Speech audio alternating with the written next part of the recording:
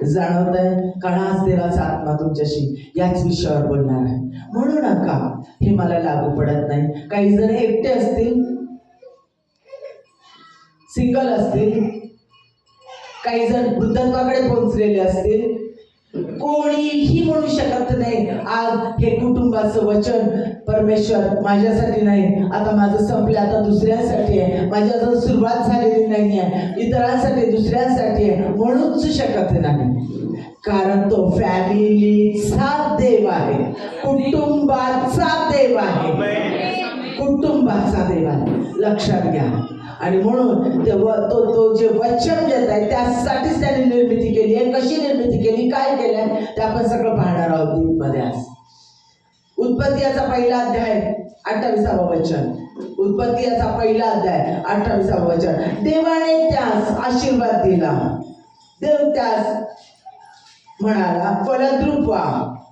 देवाने त्यास म्हणजे आदम आणि हवेला आशीर्वाद दिला. देव त्यास म्हणाला फलद्रूप व्हा, बहुगुणित व्हा, पृथ्वी व्यापून टाका व ती सत्तेखाली आणा. काय सुंदर अधिकार दिला. अक्षरशः आज्ञा दिली आहे त्यांना, आज्ञा दिली आहे त्यांना.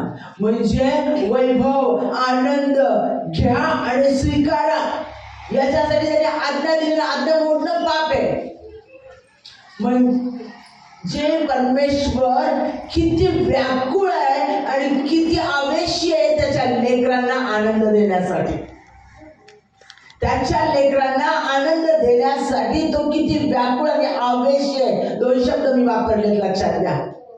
व्याकुळ आहे ना, आवेशी आहे की माझ्या लेकरांनी आनंदी व्हावं. त्यांनी किती स्पष्ट सांगितलं. देवाने त्यास आशीर्वाद दिला. देव त्यांना म्हणाला बहुगुणित व्हा, पृथ्वी व्यापून टाका व ती सत्तेखाली आणा. सगळ्या आज्ञा आहेत, अधिकाराने सांगितलेलं आहे. समुद्रातील मासे, आकाशातील पक्षी व पृथ्वीवर संचार करणारे सर्व प्राणी यांच्यावर सत्ता चालवा. या सगळ्या विश्वावर तुम्ही सत्ता चालवा. सगळं जे जग बनवलं त्याच्यावर तुम्ही सत्ता चालवा. सत्ता दिलाय. मासे, प्राणी, जमीन सगळं दिलंय. म्हणजे काय दिलंय? प्रॉपर्टी दिली, बिझनेस दिलाय, सगळं दिलाय, पैसा दिला, वैभव दिलाय, त्याच्यावरची सत्ता दिलेली, अधिकार दिलेला आहे. आणि बहुगुणित पती पत्नीचा आनंद, लेकर, अधिक कुटुंबाचं जीवन आणि या सगळ्या गोष्टीचा आनंद देऊन त्यांना सांगितलेलं आहे. बहुगुणित व्हावं, सत्ता चालवा, अधिकाराने त्यांना आज्ञा दिली. हे सगळं घ्या, करा, हे तुमच्यासाठी आहे. आज्ञा मोडणं म्हणजे पाप आहे. लक्षात घ्या. उत्पत्तीचा दुसरा अध्याय 24वा वचन. उत्पत्ती याचा खूप लक्ष देऊन वचन ऐका, कारण आम्ही याचा अर्थ खूप छान आमच्या मनाप्रमाणे लावतो. लावलेला होता, लावत आहोत, पण पुढे लावणार नाही. आजच्या नंतर लावणार नाही, हे मात्र निश्चित. उत्पत्ती याचा दुसरा अध्याय 24वा वचन. यास्तव पुरुष आपल्या आई बापास सोडून आपल्या स्त्रीशी जळून राहील, ती दोघे एक देह होते. फार आवडतं नवरा बायकोला हा विषय आणि हे वचन फार आवडतं. देवानेच वचन दिलेलं आहे, पण त्याचा गर्भित अर्थ पुढे बघा. परमेश्वर काय सांगतो. पहिले करंथीकरास पत्र याचा 11वा अध्याय 3रं वचन. पहिले करंथीकरास पत्र याचा 11वा अध्याय 3रं वचन. प्रत्येक पुरुषाचे मस्तक ख्रिस्त आहे. प्रत्येक पुरुषाचे मस्तक ख्रिस्त आहे. स्त्रीचे मस्तक पुरुष आहे. विसरू नका स्त्रियांनो, पुरुषांनीही विसरू नका. प्रत्येक पुरुषाचे मस्तक ख्रिस्त आहे आणि स्त्रीचे मस्तक पुरुष आहे आणि ख्रिस्ताचे मस्तक देव आहे.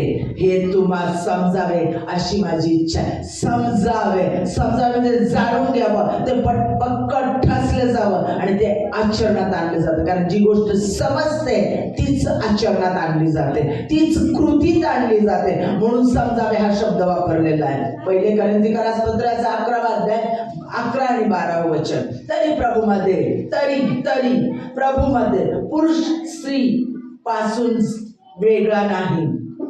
तरी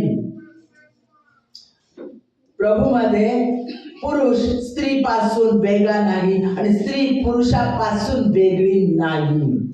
कारण जशी स्त्री पुरुषापासून तसा पुरुष स्त्रीपासून झालाय. आदामाच्या हाडापासून हवेला तयार केलं आणि त्याच्यानंतर एबलला जन्म दिला. बरोबर आहे. कायनाला जन्म दिला, पुरुषाला तिने जन्म दिला. बरोबर आहे. पुरुषापासून स्त्री, स्त्रीपासून पुरुष. कारण जशी स्त्री पुरुषापासून तसा पुरुष स्त्रीपासून स्त्रीच्या द्वारे आहे. कारण जशी स्त्री पुरुषापासून तसा पुरुष स्त्रीद्वारे आहे. आणि सर्व काही देवापासून आहे. आणि सर्व काही देवापासून आहे. शेवटी श्रेष्ठ फक्त आणि फक्त परमेश्वर आहे. आता कुटुंबाची निर्मिती परमेश्वरानं केली. मग परमेश्वराने कुटुंबाची निर्मिती केली. आपल्याला सगळ्यांना माहिती आहे की आदाम आणि हवेला परमेश्वरानं बनवलं. आदाम आणि हवेला त्यानं बनवलं आणि त्यानं सर्व सृष्टी त्यांच्या हातात दिली. सगळी सत्ता त्यांच्या ताब्यात दिली. जो स्वतः सत्ताधारी आहे, सगळं युनिवर्स बनवणारा, त्याच्या पुढे कोणी अधिकारी नाही. त्याच्यापेक्षा मोठा कोणीच नाही. परमेश्वरावरती कोणतीच सत्ता मोठी नाही आहे. कोणीच परमेश्वराचा अधिकारी नाही. तू हे का करतो म्हणून त्याला कोणीच विचारू शकत नाही. त्याने जे उघडलं ते कोणी बंद करू शकत नाही. त्याने जे बंद केलं ते कोणी उघडूच शकत नाही. त्याला जे हवे ते तो करतो. ही सगळी देवाची वचनं मी सांगत आहे तुम्हाला. माझ्या मनचं काही नाही, बायबल सांगत आहे ते सांगत आहे. त्याला जे हवे ते तो करतो. त्याला जे हवे ते तो करतो. एवढी सत्ता, सार्वभौम अधिकार, सावरिंग लॉर्ड आहे तो. सार्वभौम परमेश्वर आहे. सर्व कायनात, सर्व सृष्टी, सर्व गॅलेक्सीज, सगळ्या युनिवर्सवर फक्त आणि फक्त त्याचाच अधिकार आहे. त्याची सत्ता आहे. त्यानंच बनवलेलं आहे. त्याचं कार्य आमच्या बुद्धी सामर्थ्याच्या पलीकडे आहे. आणि त्या परमेश्वरानं आपल्या प्रतिरूपाचा, आपल्या सारखा, आपल्या स्वरूपाचा असा मानव बनवला. लक्षात घ्या, आपल्या स्वरूपाचा मानव बनवला आणि त्याला आपल्या सारखी सत्ता दिली. आपल्यासारखी सत्ता त्याने पृथ्वीवर त्याला सगळी सत्ता दिली, अधिकार दिला, आनंद दिला. कारण तो आनंद करणारा परमेश्वर आहे. आणि त्यानं सर्व बनवत होता. त्याने 6 दिवस 5 दिवस सृष्टी सगळी बनवली आणि 6व्या दिवशी मानव बनवला. पण सगळं बनवत असताना तो हे छान झालं, त्याला ते आवडत होतं, तो आनंदित होत होता. स्वतःच्या आनंदासाठी त्यानं केलं आणि म्हणून त्याला आनंद आवडतो. आणि म्हणून त्यानं मानवाला आनंद करायला सांगितलं. जसा तो आहे, जसं त्याला हवं तसंच त्यानं मनुष्याला दिलं. वा, काय सुंदर. टाळ्या वाजवून त्या परमेश्वराचा धन्यवाद करा. असं स्थान, असं श्रेष्ठत्वाचं स्थान परमेश्वरानं त्या मानवाला दिलं. एवढूसा माणूस, त्याच्यासमोर त्या हत्ती आणि त्याच्यासमोर मोठी मोठी जनावरं किती भयान आहेत, पण त्या सगळ्यांवर सत्ता त्याला दिलेली आहे. आकाशात, पाण्यात, जमिनीवर सगळीकडे मनुष्याची आणि फक्त मनुष्याची सत्ता आहे. आणि असं असताना या सृष्टीवर सगळी सत्ता दिली, आनंद करायला सांगितलाय. वर सगळ्यात महत्वाची गोष्ट म्हणजे त्याला आज्ञा दिलेली होती, या झाडाचं फळ खाऊ नकोस. हे केलेलं असताना तो रोज सायंकाळी त्याला भेटावयास येत होता. स्वतःची फेलोशिप देत होता, स्वतःची सहभागिता देत होता. त्या पावित्र्यामध्ये त्याला सदैव ठेवत होता. त्या धगधगत्या अग्नीमध्ये, त्याच्या ज्या देवाला कोणी पाहू शकत नाही असा तो धगधगता अग्नी, इतका जबरदस्त तो प्रकाश. आणि त्या प्रकाशात, त्या पावित्र्यामध्ये तो त्या मानवाला सतत ठेवत होता. रोज सायंकाळी तो त्याला भेटावयास येत होता. वैभव, सत्ता, आनंद सगळं देऊन स्वतःची फेलोशिप दिली होती. त्याला काहीच कमी ठेवलेलं नव्हतं. त्याला शरीर दिलं होतं. परमेश्वराला शरीराची सत्ता माहिती होती. शरीरामध्ये काय काय गुण आहेत हेच परमेश्वराला माहिती होतं, कारण त्यानं ते बनवलेलं होतं. आणि ह्या शरीरावर फक्त आणि फक्त परमेश्वराच्या सानिध्यानं, परमेश्वराच्या फेलोशिपनं, त्या रिलेशननेच त्या शरीरावर कंट्रोल राहू शकतो. हे त्या त्याला माहित होतं आणि म्हणून सायंकाळी त्याला भेटायला तो येत होता, स्वतःची फेलोशिप देत होता, कारण स्वतःच्या सहवासात तो त्याला चार्ज करत होता, सामर्थ्यानं भरत होता त्या दोघांना. त्यांचा सहवास त्यांनी घेतलं कुणाकडे? ओढा. का झालं हे सगळं? एवढं सगळं झालं, परमेश्वरानं हे सगळं काही दिलं, मग का पाप आलं जगामध्ये? काय हे सगळं भयानक झालं? का सगळं बिघडलं गेलं? काय गरज होती हे सगळं होण्याची? एवढं सुंदर सगळं केलंय, स्वतःची सत्ता दिली, स्वतःचा सहवास दिला, वैभव दिला, पैसा दिला, आनंद दिला, परमेश्वराने त्यांना शरीर दिलं, त्यांना त्यांची इच्छा दिली होती. बघा, त्यांना गुलाम बनवलं नव्हतं, कठपुतली बनवलं नव्हतं. मी सांगल हे करा, मी सांगल ते करा, ते करा, हे करू नका, ते करा. त्यांना स्वतःचे विचार, स्वतःच्या भावना त्यांना दिलेल्या होत्या की तुम्हाला जे हवं ते तुम्ही करा, फक्त त्या झाडाचं फळ खाऊ, फक्त एवढंच करा. आणि ते कशासाठी? ते तर तो अग्नीच्या द्वारे देखील किंवा तळपत्या तलवारीच्या द्वारे देखील सेव करू शकला असता. ते झाड सेव करण्यासाठी त्याच्यासाठी काही महत्वाचं नव्हतं, पण फक्त प्रीती पाहायची होती. कारण ज्या वेळेला प्रेम असतं पूर्ण आतमध्ये, त्या वेळेलाच आज्ञापालन होतं. प्रेमाशिवाय आज्ञापालन होऊ शकत नाही. ज्या व्यक्तीवर आपण मनापासून प्रेम करतो, ती व्यक्ती आपल्या समोर असो नसो तरी देखील आम्ही त्या आज्ञा पाळतो त्या व्यक्तीच्या. स्वतःवरूनच अनुभव घ्या. आपली आजी असेल, आजोबा असेल, आपले आई वडील असतील, आपले खूप प्रेम करणारी कोणीतरी व्यक्ती आज ती या जगात नाहीये, पण आपण कोणतीतरी गोष्ट करताना आपल्याला आठवतं, अरे माझ्या आईने सांगितलं होतं हे करत जाऊ नकोस, नको, माझ्या आईला नाही आवडत, मी नाही करणार. ती नाहीये बघायला, ती कुठंतरी गावाला आहे, तरी देखील आम्ही तिने सांगितलेल्या गोष्टी लक्षात ठेवतो, डोळ्यात पाणी आणून त्या गोष्टी आम्ही पाळण्याचा प्रयत्न करतो. हे प्रेम आहे आणि ते देवाला हवं होतं. ते इंटिमेट रिलेशनशिप परमेश्वराला हवी होती आणि म्हणून परमेश्वराने त्यांना आज्ञा दिली. ती आज्ञा त्यांनी मोडली आणि पाप त्या ठिकाणी आला. का केला हा गोंधळ सैतानानं? काय मिळालं सैतानाला? काय गरज होती त्या सैतानाला त्या हवेच्या आदामाच्या पाठीमागे लागण्याची? माझ्या प्रियांनो, त्यांना बनवण्याच्या आधी लुसिफर होता देवासंत. यशायाचा 14वा अध्याय घरी जाऊन वाचायचा आहे. एजेकिएल 28 घरी जाऊन वाचायचं. सोरचा राजा सैतानाचं खूप सुंदर वर्णन केलेलं आहे. पास्टर पण तुम्हाला ते सांगतील आणि समजावून देतील. किंबहुना सांगितलंही असेल. यशायाचा 14वा अध्याय आणि एजेकिएल याचा 28वा अध्याय. माझ्या प्रियांनो, परमेश्वराला आवडणारा, सदैव परमेश्वराचं स्मरण करणारा, सदैव परमेश्वराच्या सानिध्यात हुजरीत असणारा हा लुसिफर यानं पाप केलं. काय पाप केलं? तर त्याच्यामध्ये घमंड आणि गर्व, मीपणा आला आणि मी देवाच्या समान होईल, मी देवासारखा आहे. कारण सगळी सत्ता, जे सगळे काय अधिकार परमेश्वराने त्याला, त्या शक्ती परमेश्वराने त्याला दिलेल्या होत्या, सत्ता दिलेली होती, अधिकार दिलेला होता, त्याला आनंद दिलेला होता. सगळं जे मांडण्यासाठी केलेलं होतं ते सगळं आधी त्याच्यासाठी केलेलं होतं आणि तो सदैव परमेश्वराला संतोष देत असे, सदैव आनंद देत असे.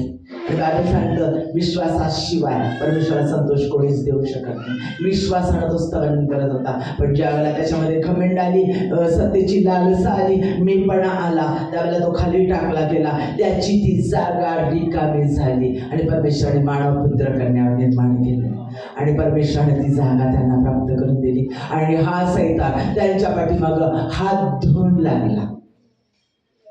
का?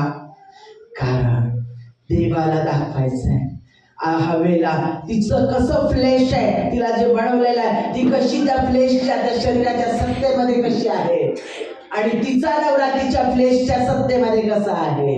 तू त्याला स्वामित्व दिलेलं आहे, तिच्यावर देखील अधिकार दिलेला आहे, पण तो तिचा स्वतःचा अधिकार नाही वापरत आहे, तो तिच्या अधीन झालाय. ती त्याची स्वतःच्या डोळ्यांच्या आणि वासनेच्या अधीन झाली. तिने ते फळ पाहिलं, ते तिला सुंदर आणि मनोहर दिसलं. त्या सैतानाची वाणी ऐकली, ती मंजूळ आणि गोड आणि विश्वासदायी वाटली. लक्षात घ्या, त्या फ्लेशला तिने किंमत दिली, त्या शरीराला तिने किंमत दिली. शरीराकडून जगाच्या वासना तिच्यामध्ये एंटर झाल्या, त्याला तिने आधी किंमत दिली. तिने ते तोडलं आणि स्वतः खाऊन आपल्या नवऱ्याला दिलं. तिथंच तिच्या नवऱ्याने तिला म्हटलं असतं, दाखवलं असतं, बोललं असतं, स्वतःचं स्वामित्व वापरलं असतं आणि फेक ते खायचं नाही सांगितलं ना, परत चूक करू नको, क्षमा माग परमेश्वराकडे.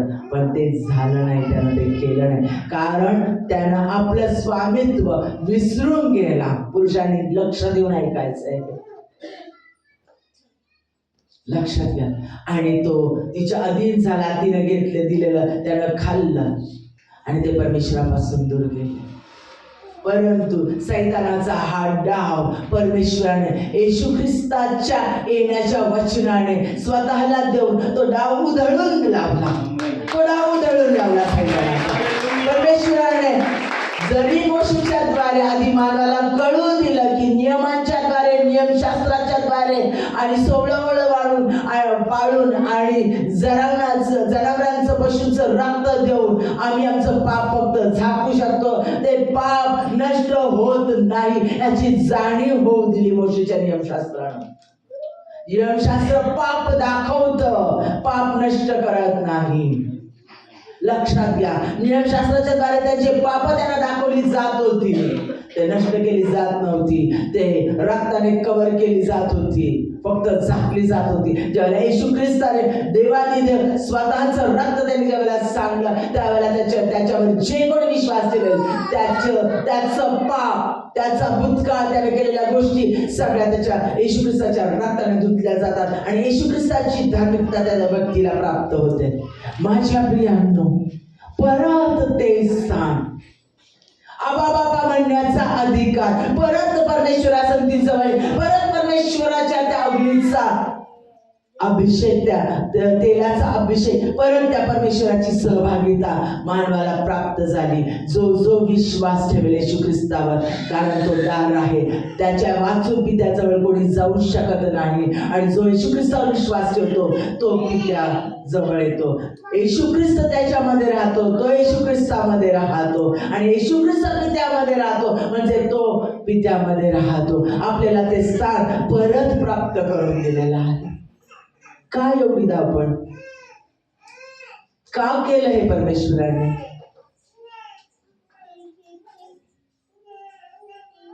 कशासाठी केलं?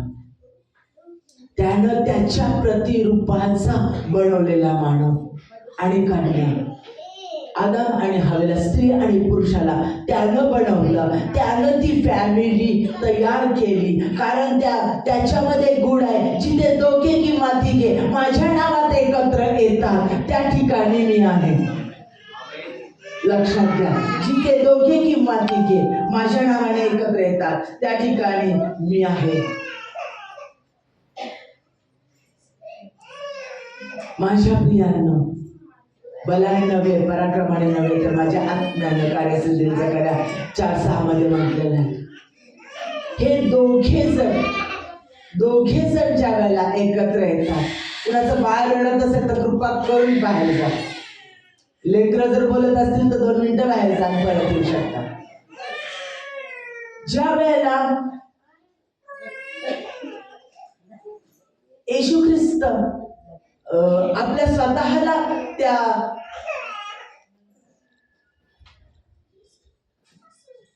येशू ख्रिस्ताने स्वतःला त्या आदम आणि हवेसाठी, म्हणजे मानवासाठी त्यानं दिलं. का दिलं? कारण की त्या दोघांच्या एकत्र येण्याने, जिथे दोघे किंवा तिघे माझ्या नावाने एकत्र येतात त्या ठिकाणी मी आहे आणि जे काही तुम्ही माझ्या नावात मागाल ते तुम्हाला प्राप्त होईल. आता या ठिकाणी ते स्त्री आणि पुरुष जे आहेत, ज्यांचा विवाह होतो, जे एकत्र येतात, त्यांना पिता पुत्र पवित्र आत्म्याच्या नावात, येशूच्या नावात एकत्र बांधलं जातं. ते एक होतात.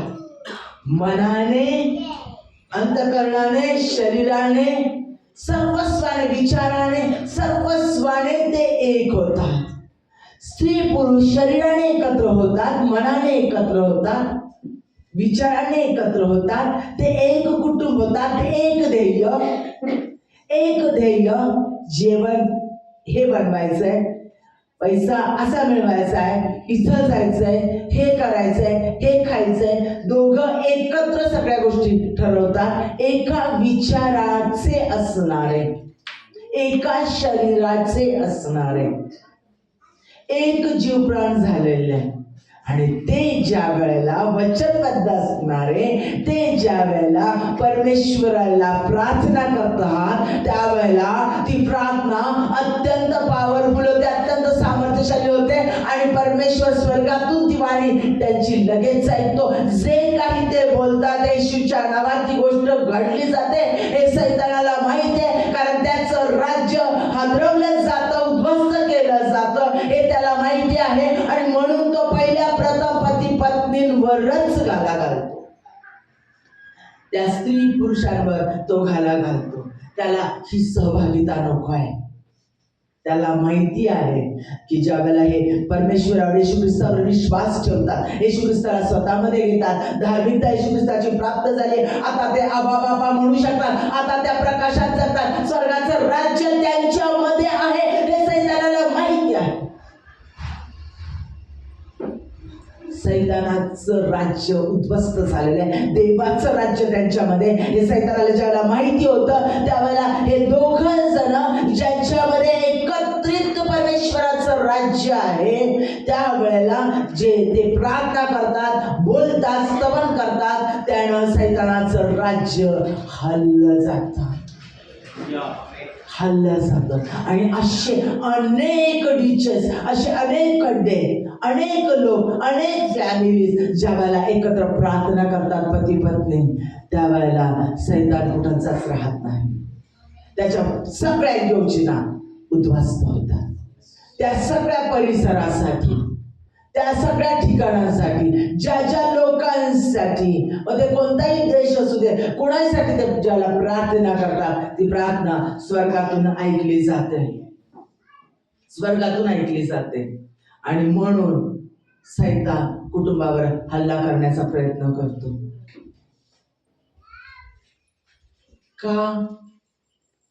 परमेश्वर आज कुटुंबांना बळकट करा म्हणत आहे, फॅमिली बळकट करा का म्हणत आहे.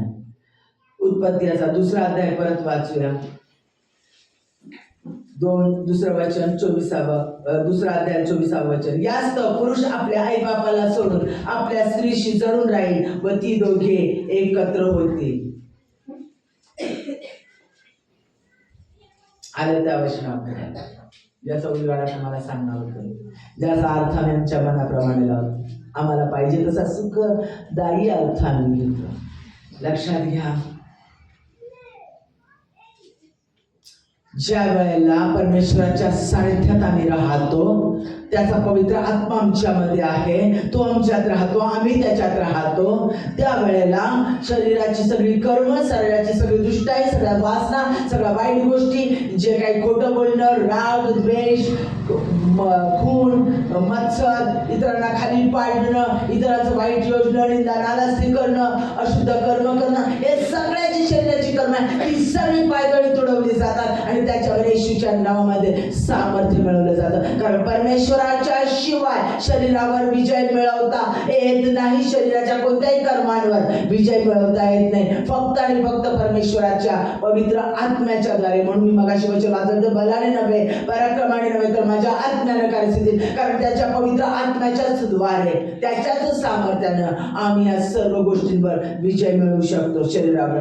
आणि इथं परमेश्वराने सांगितलेलं आहे की ते दोघे एक देह होतील. जे तारलेले आहेत, परमेश्वरात येशू ख्रिस्ताला स्वीकारलेले आहे, ते दोघे ज्या वेळेला एकत्र येतात येशूच्या नावामध्ये, ते बांधले जातात. ते जी प्रार्थना करतात ती स्वर्गातून ऐकली जाते, हे आपण पाहिलेलं आहे. आणि सैतान त्यांच्या पाठीमागं हात धुवून लागलेला आहे. सैतान प्रत्येक वेळेला त्यांना शरीराची मोह देतो. आपल्या बायकोचे दोष त्याला दिसतात, आपल्या बायकोच्या चुका त्याला दिसतात. आपल्या बायकोपेक्षा दुसरी खूप छान दिसते, दुसरी खूप ऍक्टिव्ह दिसते, व दुसरी खूप समजून घेणारी दिसते, दुसरी खूप शांत सुस्वभावी दिसते, दुसरी खूप पुढं करणारी दिसते. दुसऱ्या स्त्रिया आपलं तिच्यासाठी माझी बायको नाही, ती कसली चांगली आहे, याची बायको खूप भारी आहे, अरे ही पोरगी किती छान, ही मला मिळाली असती तर काय माझं आयुष्य झालं असतं. बघ ना, ऑफिसमध्ये बसते, काय प्रेम करते माझ्याकडे, माझ्यावर काय माझ्याकडे बघते, काय माझ्यासाठी जीव द्यायला तयार होते. काय मिळा नवरा, कसं काही साधं मंगळसूत्र मागितलं तर तो देऊ शकत नाही, 1 तोळ्याचं सोनं घेऊ शकत नाही. अहो किती दिवस बिचार सायकलीवर फिरतोय, स्कूटर घेता येत नाही, ह्यांना पैसे मिळवता येत नाही. हिचा नवरा बघा, त्या आमकीचा नवरा बघा, आता नावं घेते अंदाजे, त्या शोभाचा नवरा बघा, काय बापरे, काय कष्ट करतो, रात्रंदिवस कष्ट करतो, काय लोक सन्मान देतात. पास्टर पण त्यांच्या पुढे पास्टर पण रिस्पेक्ट देतात. धार्मिक माणूस, काय पैसा आहे, स्वतःचं घर गाडी एकदम भारी, आणि किती नम्र आहे. यांना बघा सतत चिडचिड. आईचं नाव काढलं की आलाच पाण्याला माणूस. प्रत्येक आपल्या बायकोचे दोष सैतान दाखवतो, तिच्या कमतरता दाखवतो, फ्लेशनी कार्य करतो.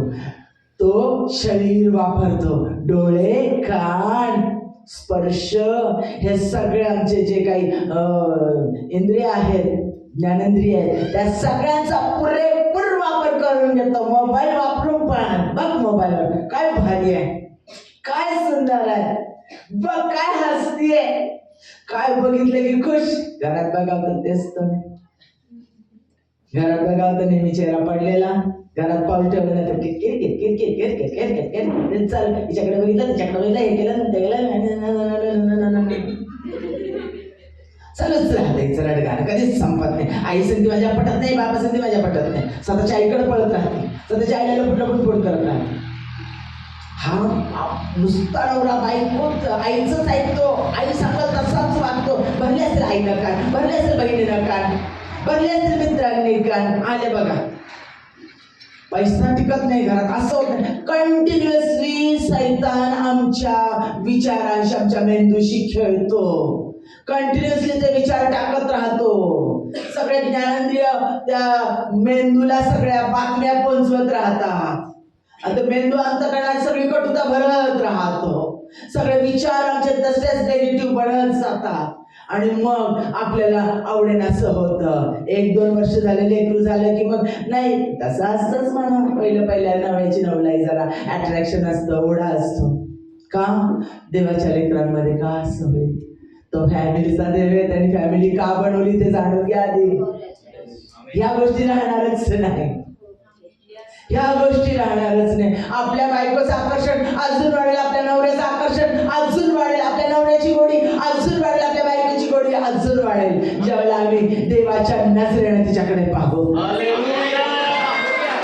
त्याच्या नजरेने तो माझ्यात आहे, तो पाहतो तिच्याकडे, आणि त्याची पोरगी आहे ती, तो आहे माझ्यामध्ये, त्याचा पोरगा आहे तो पाहतो, तो सांगतोय हा माझा आहे, हा मी निवडलेला आहे, हा परमेश्वराच्या कार्यासाठी आहे, ह्याच्यातले दोष ते सैतानाचे आहेत आणि ते मी काढून टाकणार आहे. तू प्रार्थना कर, तू रड त्याच्यासाठी, तू प्रार्थना कर. बघ चमत्कार, बघ माझ्या नावात, बघ मी त्याला कसा बनवतो, बघ मी त्याला कसा पॉवरफुल करतो, बघ मी त्याला कसा हँडसम करतो, बघ त्याच्या मुखातल्या शिव्या कशा काढून टाकतो, बघ त्याच्या मुखातली दारू कशी काढून टाकतो, सिगरेट कशी काढून टाकतो, तंबाखू कशी काढून टाकतो. नुसतं बघ, माग माझ्या नावात, तो माझा आहे, मी दिलाय तुला, तो खूप छान आहे. त्याच्या नजरेने बघाल तर तुम्ही हा विचार कराल, पवित्र आत्म्याच्या द्वारे आपोआप घडेल.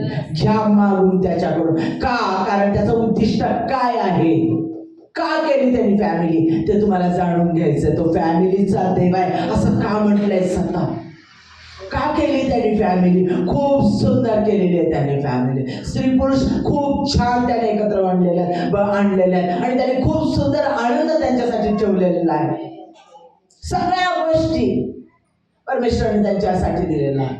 सगळ्या गोष्टी, कोणत्या गोष्टी परमेश्वराने त्यांच्यासाठी लपून आणि हे करून ठेवलेल्या नाही. सर्व उत्तमातलं उत्तम त्यांच्यासाठी परमेश्वराने दिलेलं आहे.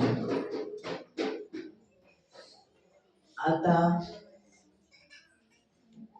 पती पत्नी देवानं बनवले, त्यांना एक देह केले, ते दोघे एक देह होतील आणि ते आपल्या आई वडिलांना सोडून राहतील.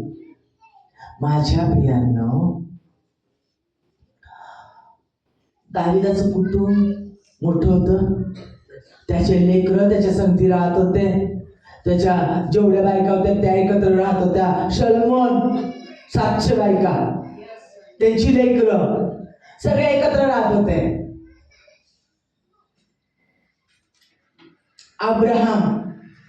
अब्राहामाची लेकरं एकत्र राहत होते. याकोब 12 वंश घेऊन चालला पुढे. लक्षात घ्या, ते जाऊ द्या. कनानी देशातून आलेली रूथ सासला घेऊन राहिली. तुझा देव तर माझा देव, तुझे लोक ते माझे लोक. नवरा नव्हता, मेला होता तरी देखील. हालेलुया. आणि काय झालं? येशू ख्रिस्ताने तिच्या वंशात जन्म घेतला.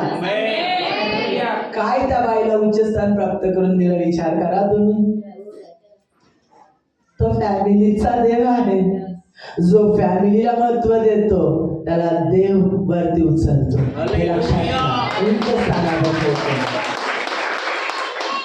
माझ्या प्रियांनो, आम्हाला यहोशुआ याचा 24वा अध्याय 15वा वचन माहिती आहे. मी आणि माझे घराणे तर परमेश्वराची सेवा करणार. तोंडपाठ आहे, तोंडपाठ आहे. आणि म्हणतो, मनापासून म्हणतो, फळ काय मिळत नाही, कारण आम्ही खोलवर जातच नाही. हे लक्षात घ्या. ते दोघं एक देह होतील असं सांगितलं आणि आई बाबापासून वेगळं राहतील. आता नीट लक्ष देऊन ऐका. पहिलं, तो मुलगा लग्न होण्याच्या आधी आईपासून जन्मलेला आहे, तो बापापासून जन्मलेला आहे. तो प्रत्येक गोष्ट कुणाकडे मागणार? जेवायचं म्हटलं कुणावर अवलंबून राहणार? आईवर. पैसा पाहिजे, शिक्षण पाहिजे, काय पाहिजे, कोणी मारलं सांभाळणारा, रक्षण करणारा कोण? बाप. बरोबर आहे. मोठा होईपर्यंत, वयात येईपर्यंत, तो स्वतः शिक्षण घेईपर्यंत, पैसे कमवेपर्यंत तो पूर्णपणे आईवर आणि बापावर अवलंबून राहतो. आणि जो तो कमवायला लागतो त्यावेळेला तो बळकट होतो, त्यावेळेला त्याला बायको करून दिली जाते. नीट लक्ष देऊन ऐका. ही आपल्या आई वडिलांवर मुलगी आपल्या आईवर जेवणासाठी आईवर अवलंबून, बापासकडे पैशासाठी, कपड्यासाठी, शिक्षणासाठी, सगळ्या गोष्टींसाठी आपल्या आई वडिलांवर अवलंबून. बरोबर. ज्यावेळेला ती मोठी होते, वयात येते, आता ती लेकरं उत्पन्न करेल अशी ज्यावेळेला ती होते, त्यावेळेला तिचं लग्न ह्या पुरुषासाठी लावून दिलं जातं. तो कमवतो, तो बळकट आहे, तो संरक्षण करू शकतो, भक्कम झालाय, त्याची प्रकृती, त्याचं बळ, त्याचं सगळं सामर्थ्य पुरुषासारखं पूर्ण पुरुष झालेला आहे. बरोबर आहे. आता त्याची पत्नी त्याला दिली. ते दोघे एक देव होतील. त्याला जेवण, त्याला सेवा, सगळ्या गोष्टी तिच्यापासून मिळायला लागतात. तो आता ती असताना आपल्या आईला कामाला लावेल का?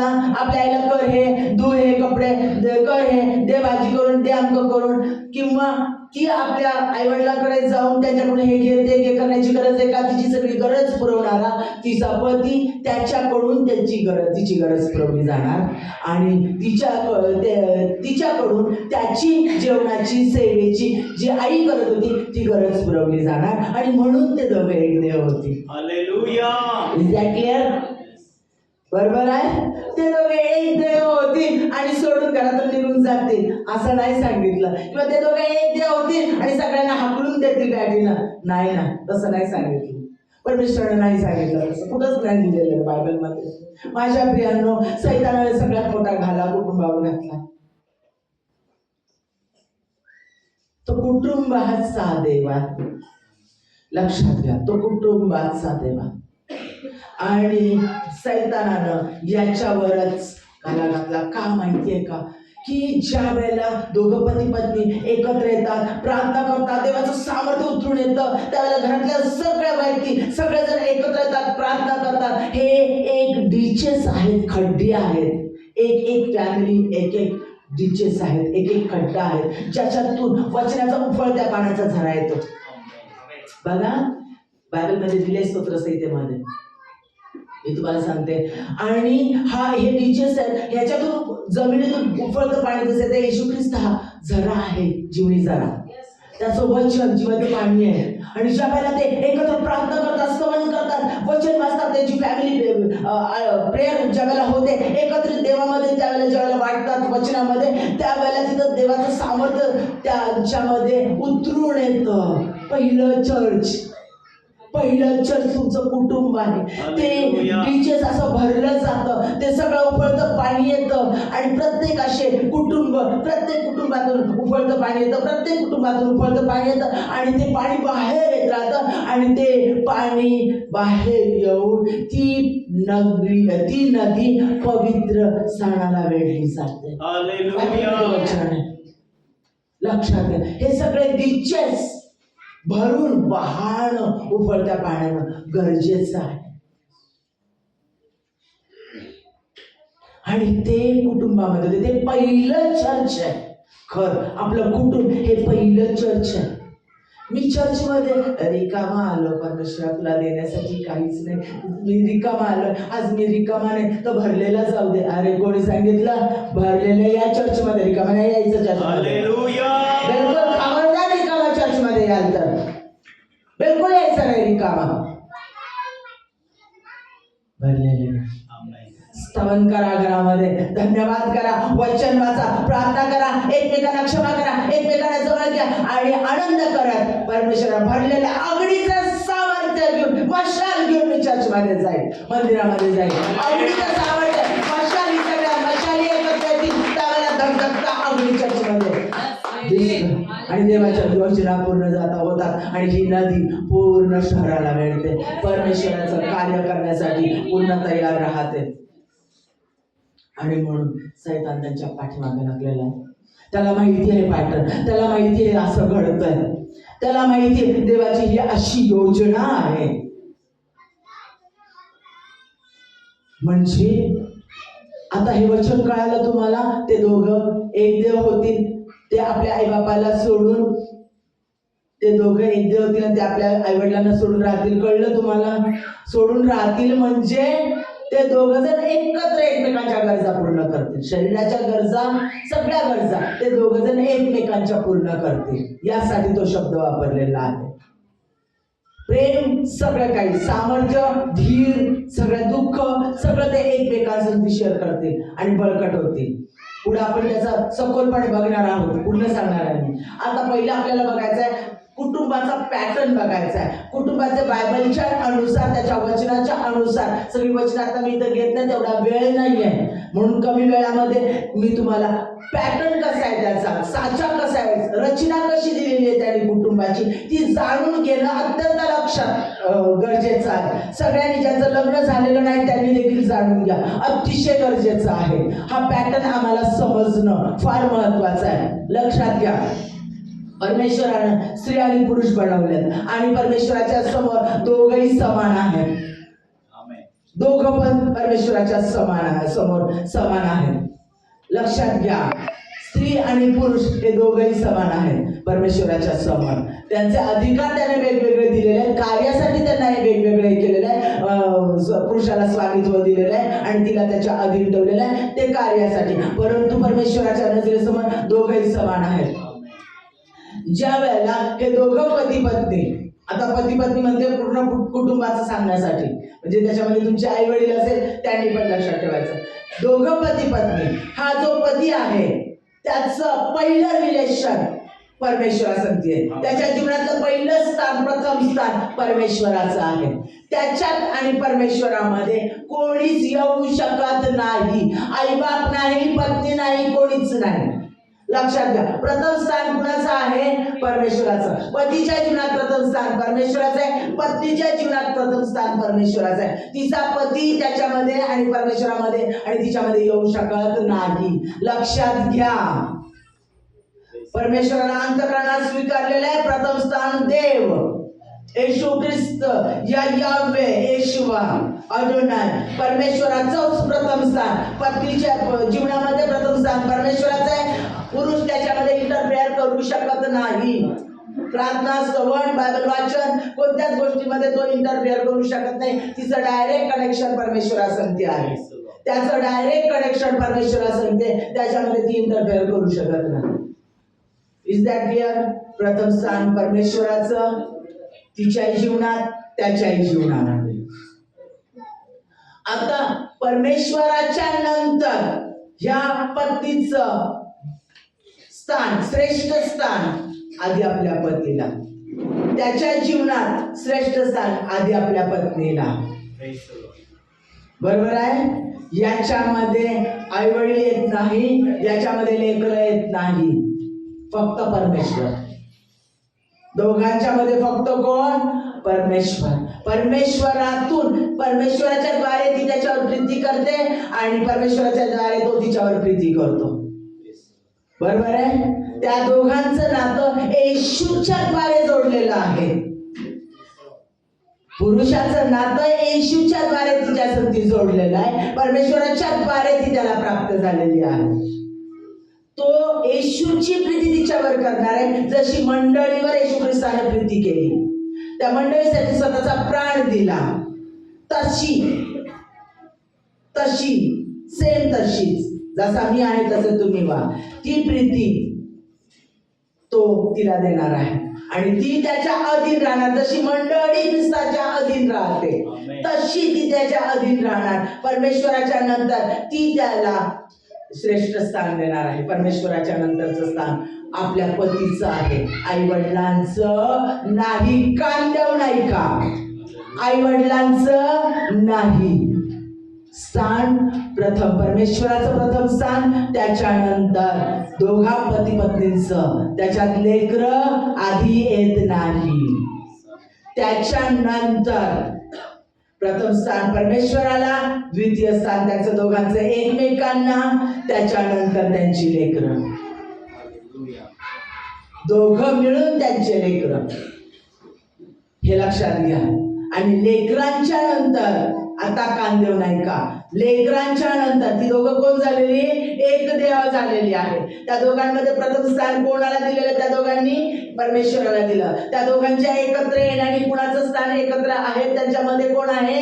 परमेश्वर.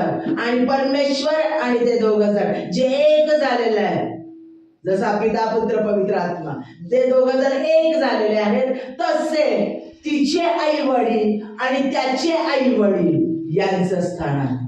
लेकरांच्या नंतर जेवढं स्थान, बरं कान देऊ नाही का, पुरुषांनी पण स्त्रियांनी पण, जेवढं स्थान तिच्या आई वडिलांना, तेवढं स्थान पुरुषाच्या आई वडिलांना.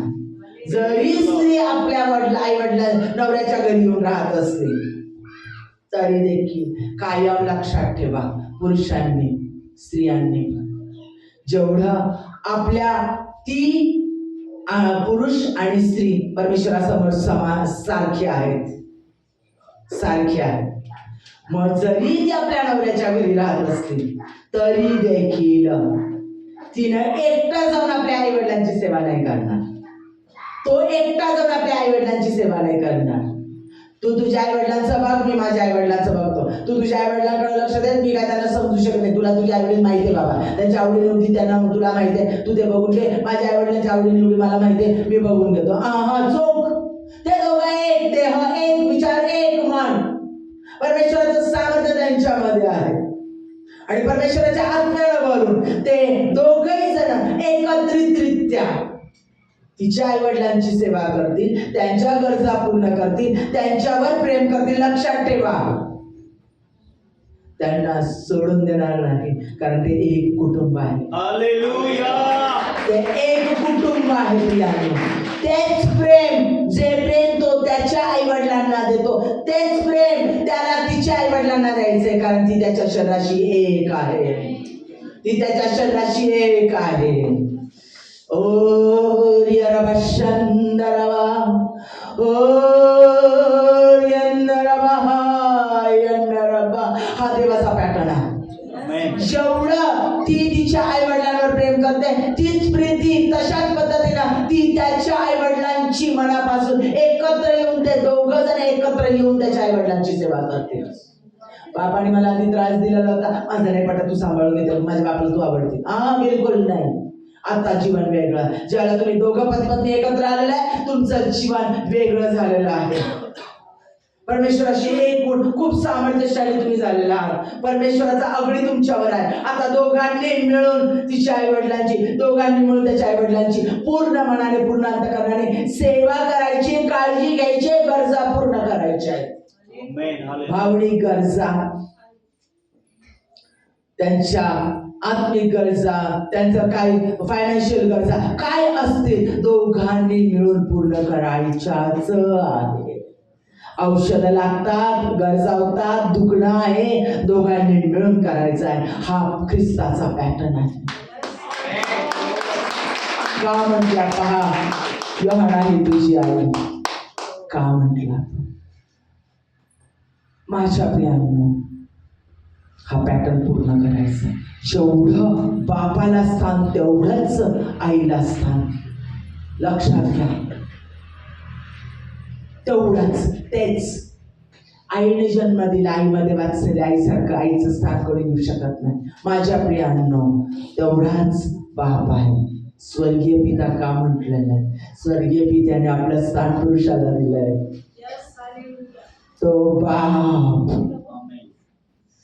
लक्षात घ्या, तो कडक असू दे, तो व्यसनाधीन झालेला असू दे, तो गलगात्र झालेला असू दे, तो कमजोर दिसू दे, तो इतरांसारखा खूप सुंदर हँडसम न दिसू दे, त्याचे कपडे कसे पण असू दे, तो बाप आहे.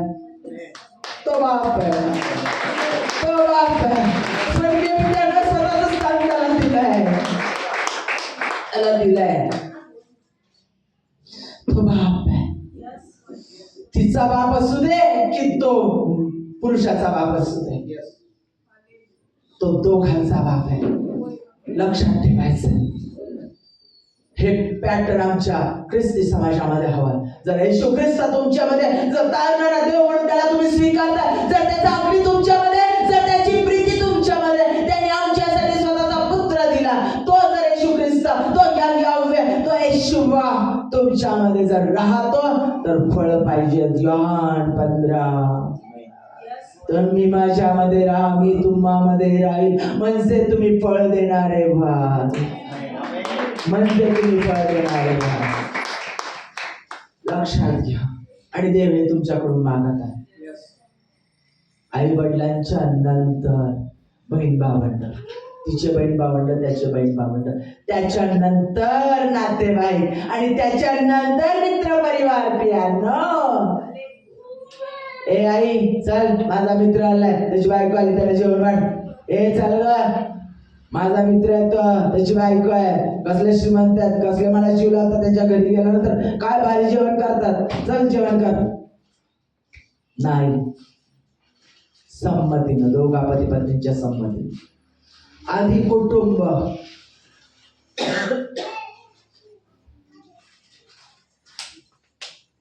सॉरी,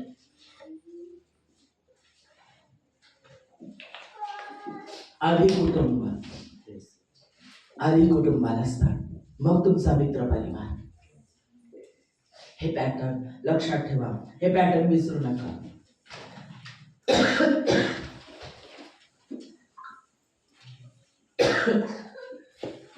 स्तोत्र संहिता 127, स्तोत्र संहिता 127, 3 ते 5.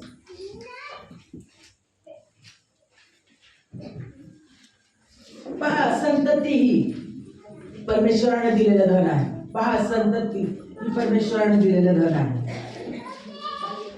पुढचे फळ त्याची देणगी आहे. तरुणपणाचे मुलगे वीराच्या हातातील बाणाप्रमाणे आहे. ज्या पुरुषाचा भाता आशाने भरलेला आहे तो धन्य. वेशीवर शत्रूंशी त्याची बोलाचाली होत असता तो लज्जित होणार नाही.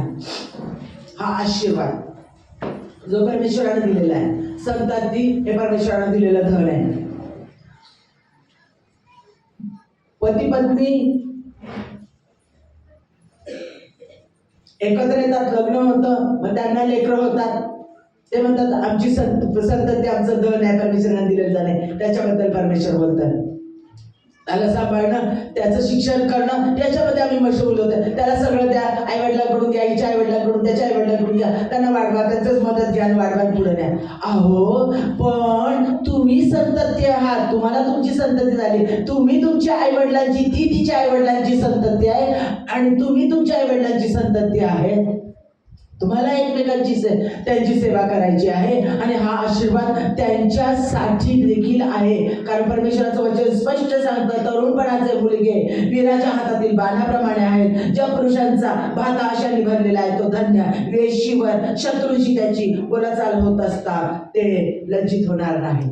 म्हणजे त्या वृद्धत्वामध्ये तो बाप लज्जित होणार नाही.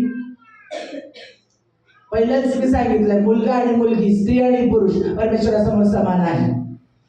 मग त्या बापाला, त्या आईला त्यांचे लेकरं ही संपत्ती म्हणून देवाला दिलेली आहे आणि ते मृत्यूपर्यंत आहे. ही गोष्ट लक्षात ठेवा. तुम्ही संपत्ती म्हणून आहात. देवाचं वचन सांगते, मी नाही सांगत. संतती देवाने दिलेलं धन आहे. म्हणजे तुम्ही धन आहात. लग्न जरी झालं तरी देखील, काय लग्न झालं मग आता तू तुझ्या आई बापाला पुरवणार का? आणि काय तुम्ही तुमच्या आईला अजून देणार का? त्यांचे दुसरे पोर आहेत की, ते बघू देत, ते करू देत, ते देतील. ते मोठ्याचं काम आहे, लहानाचं काम नाही. आपण मधले आहेत. बरोबर आहे ना? प्रत्येकाचं आपल्याला घेणं नाही. मोठा, मधला, शेवटचा, चौथा, पाचवा घेणं नाही. परमेश्वर काय सांगतो, मला काय सांगतो तेवढंच मला घेणं आहे. माझा देव मला काय सांगतो, मला त्याचं कार्य करायचं आहे, मला त्याचं राज्य बांधायचं आहे आणि त्यासाठी त्याने माझी निर्मिती केली आहे आणि त्याच्यामुळे मी जसा माझा देव सांगतो तसंच करेल. मला बाकीचं काही घेणं नाहीये. मी तशाच पद्धतीनं तिच्या आई वडिलांना आम्ही दोघं मिळून आणि माझ्या आई वडिलांना आम्ही दोघं जण मिळून सेवा, धन, सगळ्या गोष्टींचा पुरवठा करणारच आहोत. ज्या वेळेला तुम्ही हा विचार कराल आणि ज्या वेळेला हे करण्यासाठी देवाकडे पैसा मागाल तर देव तुम्हाला बहुत करून देईल, बहुत करून देईल. कारण सद्गुणी स्त्रीचा पती भरवेशी देशाच्या वेशीत ओळखला जातो. कारण त्याला एवढं सगळं वैभव मिळतो की उच्च स्थान त्याला प्राप्त होतं आणि सगळ्या मोठ्या मोठ्या लोकांमध्ये तो ओळखला जातो. असा आशीर्वाद परमेश्वरापासून प्राप्त होतो. असा अनुभव मी घेतलेला आहे. खूप आधी जवळजवळ त्याला नाही म्हटलं की 20-25 वर्ष झाले असते. मी बघितलंय माझ्या लहानपणी ते कुटुंब बघितलेलं होतं आणि त्या व्यक्तीला बद्दल ऐकलेलं होतं आणि ह्या व्यक्तीनं अगदी त्यांचं नाव मी सांगत नाही आहे, आज ते हयात नाही आहेत, पण तरी देखील त्यांचे लेकरं, त्यांचे नातेवाईक आहेत. ती व्यक्ती, त्यांचे भावंड एका भाकरीसाठी त्याच्यात बांधवायचे. मला कमी पडू दे नको, एका भाकरीचे 4 भावंड होते आणि 4 तुकडे करायचे, समान तुकडे, नाही याला मोठा त्याला मोठा जायला नको. त्याच्यावरती जगायचे. रस्त्यावरच्या लाईटच्या खाली अभ्यास केला आणि नंतर ते दुबईला गेले शिक्षण प्राप्त करून. दुबईला गेल्याच्या नंतर त्यांनी सगळ्या कुटुंबाला त्यांनी पुढे आणलं. आपल्या आईवडिलांची त्यांनी सेवा केली. जशा तिच्या आईवडिलांची तशीच त्याच्या आईवडिलांची, दोघं मिळून सेवा करायचे. देवाचं वचन इतकं सुंदर ते दोघं जण पाळत होते. स्वतःच्या डोळ्याने मी पाहिलं. वर्षानुवर्ष मी पाहत होते आणि देवाचा आत्मा मला निरीक्षण करायला लावायचं.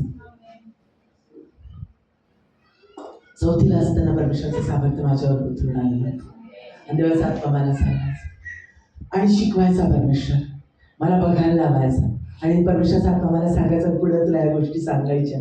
मला ते काही कळायचं नाही, पण ते बरोबर सगळ्या गोष्टी माझ्या स्मरणात राहिल्यात आणि त्या कुठं कुठं सांगायच्या ते परमेश्वर आज मला ते सांगतोय. माझ्या प्रियांनो, माझ्या स्वतःच्या डोळ्याने मी पाहिलंय, मी सतत त्या लोकांना अनुभवलं, जवळून अनुभवलं. ते दोघं जण प्रत्येक त्यांच्या नातेवाईकांचं, त्यांच्या घरातल्या म्हणजे आईवडिलांचं, दोघंही मिळून आईवडिलांची, तिच्या आईवडिलांची, त्याच्या आईवडिलांची सेवा करायचे, बाकीच्यांना पुरवठा करायचे. आणि हे करत असताना परमेश्वराने त्यांना कोणत्या गोष्टीची कमतरता पडू दिली नाही, त्यांच्या लेकरांना कमतरता पडू दिली नाही, त्यांना कधी लज्जित आणि फज्जित होऊ दिलं नाही. तो माणूस जसा सुरुवातीपासून म्हणजे ते भाकरीच्या तुकड्यापासून तो त्या गोष्टी करत आला, त्याच्यानंतर तो त्याला थोडंसं मिळकत झाली, थोडंसं काहीतरी मिळालं, मिरजेला तो तिथं कामाला लागला. मिरजेवरून नंतर दुसरीकडं ह्याच्यामध्ये दुसऱ्या ठिकाणी सोलापूर आहे, मग त्याच्यानंतर दुसऱ्या ठिकाणी, अशा प्रत्येक ठिकाणी तो जात गेला. नंतर बॉम्बेला आणि नंतर दुबईला. अशा पद्धतीने एक काम त्याचं पुढे जात गेलं. तशा पद्धतीने तो या सगळ्या गोष्टी जसं मिळेल तशा पद्धतीने तो करायचा. जसं तो करायचा, हे करण्यासाठी पैसे कमी पडायचे आणि परमेश्वराकडे तो मागायचा की परमेश्वर, मी माझा टाईम दिलेला आहे तुला आणि मला ह्या लोकांसाठी करायचंय, माझ्या लोकांसाठी, पण मला करायला माझ्याकडे पैसे नाही, मी कमी पडतोय. ह्यांच्या आजारासाठी करायला कमी पडतात. त्यांच्या तो जे प्रार्थना करायचा ती प्रार्थना त्याची ऐकली जायची, त्याला लगेच पैशाचा पुरवठा व्हायचा, त्याला कोणत्याच गोष्टीची कमतरता परमेश्वराने पडू दिली नाही. त्याची धन संपत्ती इतकी वाढत गेली, करोडोपती झाला तो. कुठे? दुबईमध्ये. दुबईत आणि इस्रायलच्या राजसंती पंक्तीला बसण्याचं स्थान देखील परमेश्वराने केलं. माझ्या प्रिया, देव तो देव आहे, तो गुप्त गोष्टी सांगतो आणि त्याचं फळ सगळ्यांच्या समोर तो देतो. जे काही देवाचा आत्मा आज तुम्हाला सांगत आहे त्याप्रमाणे करा आणि करणं गरजेचं आहे.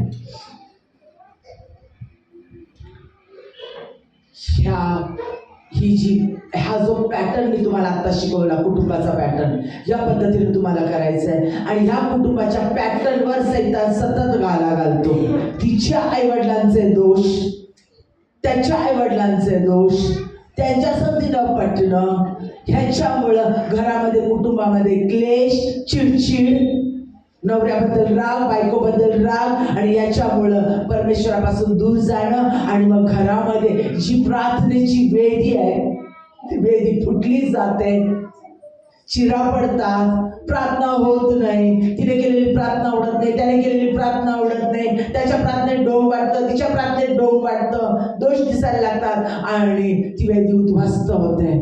मग लेकरं परमेश्वरामध्ये जात नाही आणि मग देवाची लेकरं, त्यांच्या लेकरांची लेकरं का वाईट मार्गाला जातात, का व्यसनांमध्ये जातात, का यश प्राप्त करत नाही, का उच्च शिक्षण प्राप्त करत नाही, का परमेश्वरामध्ये चालत नाही.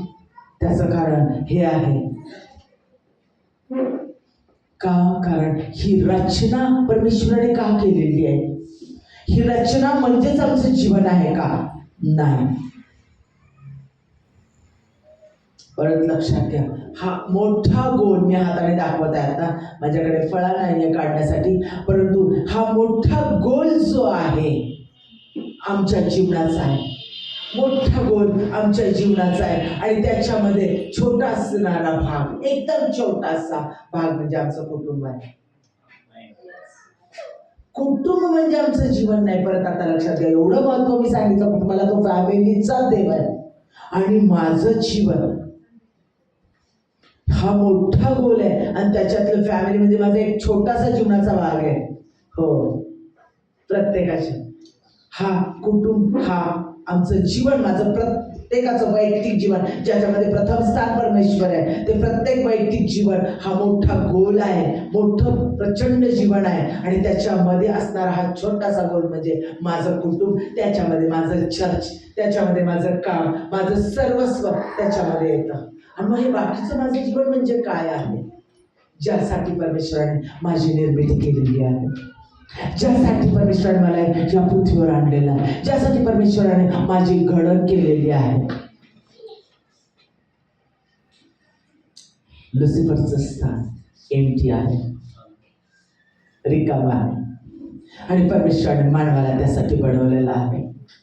आणि मला ते करायचं आहे आणि मला ते सगळ्या मानवांना सांगायचं आहे. लक्षात घ्या, माझं कुटुंब हे माझ्यासाठी का आहे, माझं काम माझ्यासाठी का आहे, माझं चर्च माझ्यासाठी का आहे. कारण त्या ठिकाणी माझी वाढ होते. माझी वाढ होणं, मी मजबूत बनणं, भावनिकदृष्ट्या माझ्या सगळ्या गरजा शारीरिकदृष्ट्या पुरवल्या जाणं, मला त्या ठिकाणी विसावा मिळणं, फेलोशिप मिळणं, प्रेम मिळणं, माझी काळजी घेतली जाणं, मी इतरांची काळजी घेणं, या सगळ्या पॅटर्न प्रमाणे मी माझ्या पूर्ण कुटुंबाची काळजी घेणं, कर्तव्य पाळणं, सगळ्या गोष्टी मला त्या छोट्याशा ह्याच्यामध्ये माझ्या जीवनाच्या छोट्याशा भागामध्ये मला करायचे. सगळं मला करायचं. हे माझं विश्व नाहीये, पण आम्ही त्याला विश्व म्हणतो प्रत्येक वेळेला. हेच माझं विश्व, माझं कुटुंब, माझं घर, माझं काम, हे माझं विश्व आहे. नाही, ते माझं विश्व नाही. ते माझं फक्त कम्फर्टचं झोन आहे. माझं कम्फर्ट झोन आहे. ते माझं ताकद मिळण्याचं स्थान आहे. ते मला परमेश्वरामध्ये वाढण्याचं स्थान आहे. मी माझ्या कुटुंबामध्ये परमेश्वरात वाढत आहे, वचनात वाढत आहे, प्रेझर्वेशनमध्ये वाढत आहे, सेवेमध्ये वाढत आहे, प्रॉपर्टीमध्ये, पैशामध्ये, सगळ्या गोष्टींमध्ये वाढत आहे, चर्चमध्ये मी वचनामध्ये वाढत आहे, ते एकीमध्ये वाढत आहे. परमेश्वराचं शरीर म्हणून, ख्रिस्ताचं शरीर म्हणून मी त्या ठिकाणी बळकट होत आहे. हे सगळं स्पिरिच्युअल दृष्ट्या माझी वाढ होत आहे, आत्मिक दृष्ट्या माझी वाढ होत आहे, शारीरिक दृष्ट्या माझी वाढ होत आहे, भावनिक दृष्ट्या माझी वाढ होत आहे. माझ्या सगळ्या गरजा तिथं पुरवल्या जात आहे. आता मी भक्कम होत आहे. आता मला मत्तय 28, 19, 20 जा पृथ्वीच्या दिगंतापर्यंत जाऊन सुवार्ता सांगा आणि त्यांना पित्याच्या पुत्राच्या नावामध्ये बप्तिस्मा करा. Hallelujah, hallelujah. मला ह्या पूर्ण गोलामध्ये हे माझं विश्व आहे.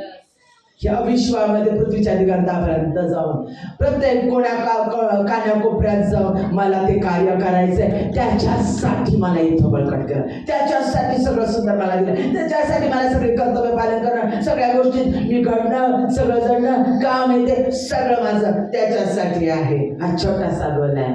तेच माझा विश्वास समजून मी त्याच्याच समस्यामध्ये घुमते, त्याच्या समस्यामध्ये राहते. आज भांडण झाले, आज सडवा, आज पैसे नाही, आज मिळवा, आज हे करा, आज ते करा, त्याच्यामध्येच मी गुरफटलेली राहते. कारण कारण कारण मी फ्लेशला महत्व देते, शरीराला महत्व देते.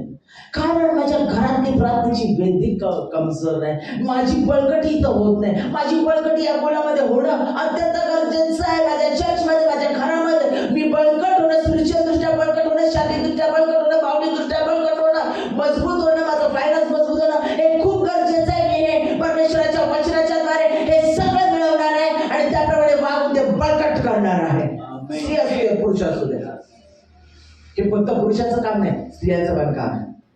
कारण त्याच्या समोर सगळे समान आहेत, म्हणून सगळ्यांनी कान देऊन ऐकायचं. आणि बळकट केल्यानंतर हा माझा जीवनाचा वर्तुळ आहे. ह्याच्यामध्ये मला दिगंतापर्यंत जाऊन, प्रत्येकाकडे जाऊन मला सुवार्ता सांगायची. जे जे क्षेत्र परमेश्वरानं मला दिलेलं आहे, जो विभाग परमेश्वराने दिलेला आहे, त्या विभागातल्या त्या सगळ्या लोकांसाठी प्रार्थना करणं, त्यांना देवाचं वचन सांगणं, सुवार्ता सांगणं. मग मी रिक्षातून जाऊ दे, बसमधून जाऊ दे, मी कुठेही जाऊ दे, मला सतत आणि सतत सुवार्ता सांगायची, सतत आणि सतत परमेश्वराचं वचन सांगायचं, लोकांसाठी प्रार्थना करायच्या, लोकांसाठी मदतीच्या खोऱ्यात मला उभं राहायचं आहे.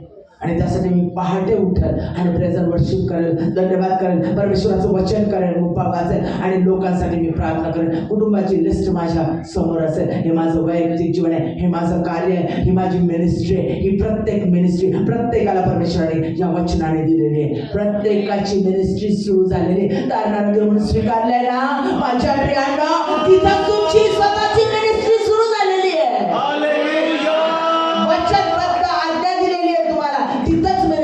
झालेली आहे तुमची मिनिस्ट्रीत पाऊल टाकायला. कुठे देव मला कार्य देईल, देव मला मिनिस्ट्री देणार आहे, देवाच्या कार्यासाठी मी उभं राहणार आहे, उठणार आहे, कशा पद्धतीने देव मला चालवेल मी वाट बघत आहे. पास्टर मी वाट पाहत आहे, देवाची प्रार्थना करत आहे. तुम्ही माझ्यासाठी प्रार्थना करा, लवकरात लवकर देवाने मला दाखवावं की माझं कार्य काय आहे. अरे काय देवाने सांगितलं, वचन दिलं ऑलरेडी, वचन दिलंय, कमांड दिलाय तुम्हाला, जा पृथ्वीच्या दिगंतापर्यंत जाऊन सुवार्ता सांगा. धर्मांतर करायला नाही सांगितलं, धर्मांतर करायला नाही सांगितलं. पित्याच्या पुत्राच्या नावात त्याला बाप्तिस्मा द्या. बाप्तिस्मा द्या म्हणजे धर्मांतर नाहीच नाही. तो लक्ष देऊन ऐका. येशू ख्रिस्त माझ्या पातकांसाठी मरण पावला, तिसऱ्या दिवशी परत उठला, तो मला घेण्यासाठी येणार आहे. तो जिवंत परमेश्वर आहे. मी त्याला माझा तारणारा देव म्हणून स्वीकारते. त्यावेळेला माझं सगळं पाप त्याच्या रक्ताने धुतलं जातं. हा मी विश्वास देते. येशू माझ्या अंतःकरणात येतो, तारणारा देव माझ्या अंतःकरणात येतो, तो माझ्यामध्ये राहतो. माझं जीवन आता बदलतं. तो माझा देव आहे आणि तो माझ्या अंतःकरणात राहतो आणि मी त्याला तारणारा देव म्हणून स्वीकारते. त्यावेळेला मी ही कृती, विश्वासाची कृती मी सगळ्या जगाच्या समोर करते की पाण्यामध्ये जुनी स्मिता मरण पावली आहे आणि माझ्यामध्ये ख्रिस्त उठला आहे. मी जगत नाही तर ख्रिस्त माझ्यामध्ये जगतो. ही माझी विश्वासाची कृती बप्तिस्म्याच्या द्वारे पिता पुत्र पवित्र आत्मा नासू येशूच्या नावात मी जाहीररित्या सगळ्यांच्या समोर ही विश्वासाची कृती करते. कुठे बायबलमध्ये दिलं नाही तो धर्मांतर करण्यासाठी आला, कुठंच लिहिलेलं नाही, कुठंच नाही. हे लोक कोण? ख्रिस्ती लोक. प्रेषितांचे कृत्य याच्यामध्ये सांगितलेलं आहे. 11वा अध्याय 26वा वचन. येशू ख्रिस्ताला अनुसरणारे लोक म्हणून त्यांना ख्रिस्ती नाव पडलं. माझ्या प्रियांनो, मग ह्या वर्तुळामध्ये हे माझं जे जीवन आहे त्या जीवनासाठी हे कुटुंब माझं भक्कम असणं अत्यंत गरजेचं आहे. आपण उद्या पाहणार आहोत की माझं चर्च कसं भक्कम असलं पाहिजे, पण आज आम्हाला माझं कुटुंब जे पहिलं चर्च आहे ते भक्कम असणं अत्यंत गरजेचं आहे, अत्यंत गरजेचं आहे. आता फॅमिली बचावाचे, फॅमिली सांभाळण्याचे, फॅमिली बांधण्याचे उपाय काय आहे? कोणते उपाय आहेत? कशा पद्धतीने आम्ही फॅमिली बांधणार आहोत? आज आमची वेदी तुटलेली आहे घरातली. आज आमचा हा पॅटर्न चुकलेला आहे. आज देवाचा आत्मा मग प्रत्येकाशी बोलत आहे, आमचे दोष आम्हाला दाखवत आहे की माझा पॅटर्न कसा चुकलाय. मी ह्या पॅटर्न प्रमाणे, या रचनेप्रमाणे मी माझ्या कुटुंबाची काळजी घेतलेली नाही आहे. मी तसा भक्कम झालेला नाही. मी का नाही केलेलं? आज मला हा पॅटर्न सुधारायचा आहे. मग त्याच्यासाठी सगळ्यात पहिलं म्हणजे फॅमिली प्रेयर अल्टर, प्रार्थनेची वेदी आम्हाला बांधायची आहे. पहिलं आम्हाला आमच्या कुटुंबामध्ये प्रार्थनेची वेदी बांधायची आहे. काय ऐकला मेसेज आणि घरी आल्या लगेच प्रार्थना करू आपण सगळेजण म्हटले. काय 1-2 दिवस असतं यांचं, 1-2 दिवस असतं हिचं, मग त्याच्यानंतर सगळं शांत होतं. जे वागणं बदलत नाही. बदलतं का वागणं? मनापासून येते का ती प्रीती? उगाच ऐकलंय पास्टरांचं म्हणून उगाच 4 दिवस उगाच बदलून दाखवणार, परत ये रे माझ्या मागल्या. काय विश्वास ठेवताय त्यांच्यावर? काय विश्वास ठेवायचा तिच्यावर? तिचा काय स्वभाव जाणार आहे?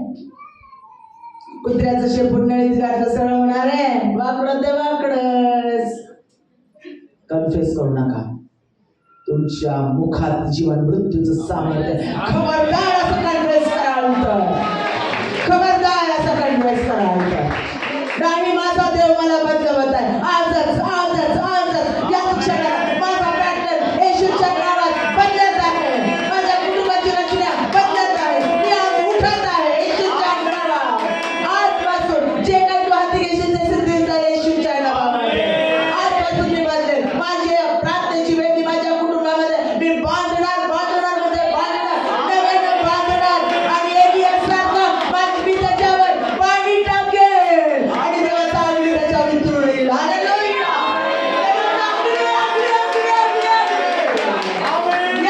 देवाचा अग्नी त्याच्यावर उतरून येईल.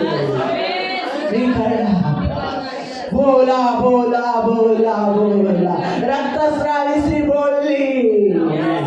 त्याच्या गोंड्याला जरी मी स्पर्श केला तरी मी बरी होईल. 12 वर्ष 144 वर्ष कंटिन्यू रक्त वाहत होतं बिचारीचं. काय रक्त गेला असेल, काय अवस्था झालेली असेल, HP काय झाला असेल, शरीराचे अवयव किती कमजोर झालेले असेल. उपचार करून थकली होती, वैद्य करून थकली होती, सगळा पैसा गेला. 12 वर्ष 144 महिने. अरे पुरुषाचा स्पर्श नाही, स्त्रीचा स्पर्श नाही, लेकरांचा स्पर्श नाही, आई बापाचा स्पर्श नाही. कारण सोवळं पाळून बाहेर टाकलेलं असतं, बाहेर बसावं लागतं 4 दिवसांसाठी. आणि त्या जुन्या काळामध्ये, आणि त्या जुन्या काळामध्ये ना तर पॅड नाही ना तर काही नाही, धुवायला कंटिन्यू धुवा, कंटिन्यू धुवा. काय त्या बाईची अवस्था झालेली असेल. लोक तिला पवित्र कोणत्या कार्यक्रमात, कोणत्या लग्नात लग्नात, कोणत्या समारंभात, मंदिरात कुठंच येऊ देत नव्हते. अशा अवस्थेत असलेली ती बाई त्या समाजात विश्वासाने गेली आणि विश्वासानं कन्फेस करत गेली. बोलली मी त्याच्या जगाला शिवला तर मी बरी होईल. ती बोलली आणि घडलं. तुमच्या मुखाची सावध बोला बोला बोला बोला. होय, मी मंदिरात माझ्या घरामध्ये प्रेयर अल्टर बांधेल. बोला, तुम्ही जे बोलाल ते घडेल, 100% घडेल. येशूच्या सामर्थ्यानं मी आज माझ्या घरामध्ये फॅमिली प्रेयर अल्टर बांधेल. क्षमा करा एकमेकांना.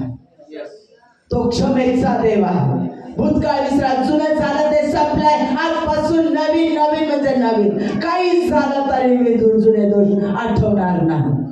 त्यांचा स्वभाव असा आहे. पुढं कसं होईल माहिती नाही. आज आहे, प्रार्थना करतो, पुढं काय होईल काय सांगू शकत नाही. परत त्यांचा तो स्वभाव उफाळून आला तर परत त्यांना त्या जुन्या गोष्टीसारखे ते वागायला लागलं. हिचा काय जुना स्वभाव आहे, हिचा स्वभाव असा, हिने मागं असं केलं होतं तसं केलं होतं, परत ही पुढं असं करणार नाही कशावरून. ते विचार येशूच्या नावात चालतो येशूच्या नावात. पुढे काय होईल परमेश्वराच्या हातात माझं फ्युचर आहे. माझं भविष्य मला माहिती नाही, पण माझं भविष्य ज्याच्या हातात आहे तो मला मात्र माहिती आहे. तो माझ्या इथं राहतो, तो माझ्या राहतो, तो माझ्यावर प्रेम करतो आणि त्याच्या स्वतःसारखा त्याने मला बनवलं आहे. हालेलुया. क्षमा करा आणि विसरून जा. परत आठवू नका. बापाचे दोष आठवू नका, आईचे दोष आठवू नका, बायकेचे दोष आठवू नका, नवऱ्याचे दोष आठवू नका, लेकराचे दोष आठवू नका. लेकरांना टोचू नका. तू असा आहे, तू तसा आहे, तू हे करत नाही, तू ते करत नाही बोलू नका. होतं माझ्याकडून हे होतं. विजय मिळवा आज, कारण देव बदलत आहे. आज देव बदलत आहे. आज त्याचा अग्नी आमच्या कुटुंबातून उतरून येत आहे. येशूच्या नावातून उतरून येत आहे. विश्वासाने म्हणा, आज त्याचा अग्नी माझ्या कुटुंबावर उतरून येत आहे. विश्वासाने रिसीव्ह करा. आज अग्नीचा सामर्थ्य मी माझ्या कुटुंबात घेऊन जाणार आहे. भले त्या वेळेवर दोघं पाणी ओतलेलं असेल तरी येण्यासारखा मी म्हणेन, परमेश्वरा तुझा अग्नी माझ्या घराच्या वेदीवर, प्रार्थनेच्या वेदीवर उतरून आलेला आहे.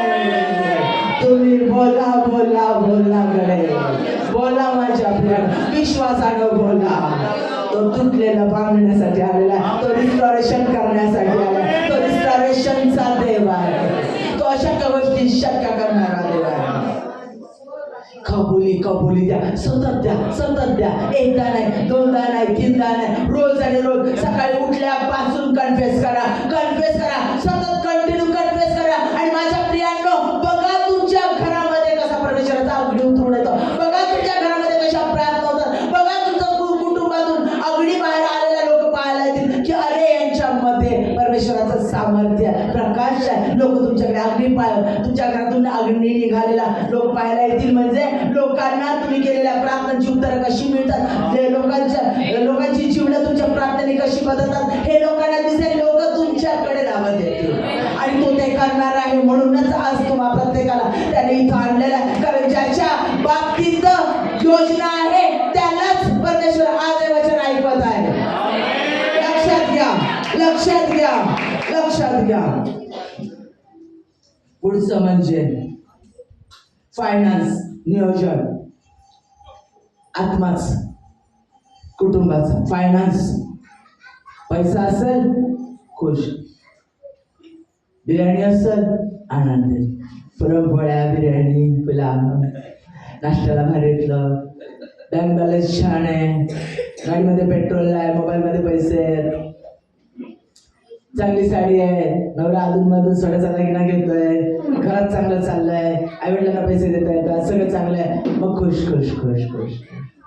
हे नाही, ते नाही, नको होतं. पैसे शोधावे लागतात महिन्याच्या अखेरीला.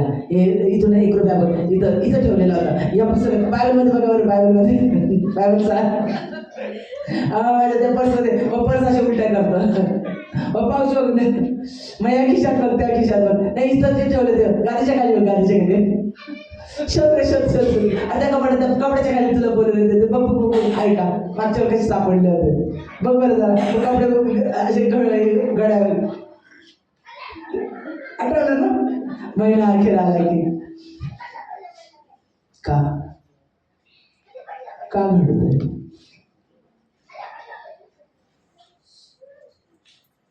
कारण आम्ही चोर आहोत. चोर आहोत.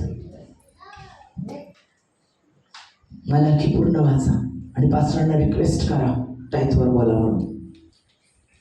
मी गेल्याच्या नंतर पुढच्या रविवारी पास्टरांना रिक्वेस्ट करायची की तुम्ही टाईथवरच बोलायचं पास्टर, कारण ते तुमच्या आशीर्वादाची किल्ली आहे. दर 6 महिन्यातून पास्टरांना रिक्वेस्ट करायची, पास्टर दर 6 महिन्यातून टाईथवर बोला, कृपा करून. फायनान्सवर बोलायचं गरजेचं आहे, गरज आहे त्याची. पैसा वाईट नाहीये माझ्या प्रियांनो. अरे श्रीमंत पैसा आम्ही आहे त्याच्यात समाधानी. एकदा पैसा आला ना की मग माणसं बिघडतात, मग माणसं बदलतात. पैसा डोक्यात शिरल्यानंतर पापाकडे जातो. पैसा ज्यावेळेला देव होतो त्यावेळेला आम्ही बिघडतो. पैसा वाईट नाही आहे. आम्ही त्या पैशाला कोणतं स्थान देतो? प्रथम स्थान देतो ना, तर ते तशा पद्धतीने होणार. तर ते पैसा आमचा नाश करतो. ज्यावेळेला आम्ही परमेश्वराचं स्थान त्या पैशाला देतो, आमच्या कुटुंबापेक्षा प्रथम स्थान पैशाला देतो, आमच्या लेकरांपेक्षा पैशाला स्थान देतो, आमच्या बायकोपेक्षा लेकरांना पैशाला स्थान देतो, आई वडिलांपेक्षा पैशाला स्थान देतो, त्यावेळेला घडतं. पैशाला प्रथम स्थान देऊ नका. पैसा हे साधन आहे.